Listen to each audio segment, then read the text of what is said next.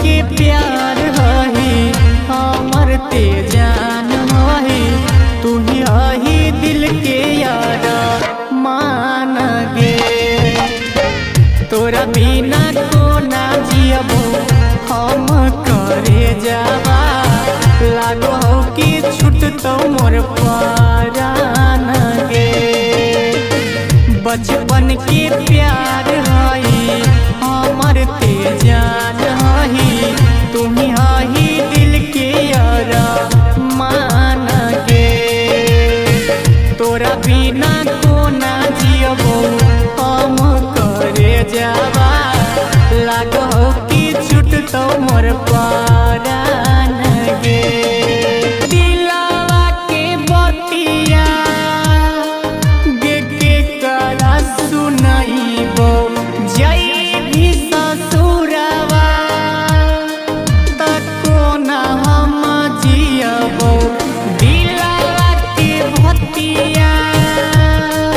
के करा सुनाइबो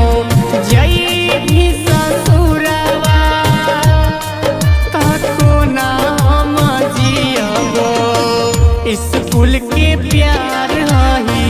हमर ते जान हही तू ही हही दिल के यार मान गे तोरा बिना को ना जियबो हम करे जावा लागो हो कि छूट तो मोर परान गे ओगे अखिया के आंसुआ गे दुखा बताई तो रोई भी तो पगली गे कुछ ना सोहई तो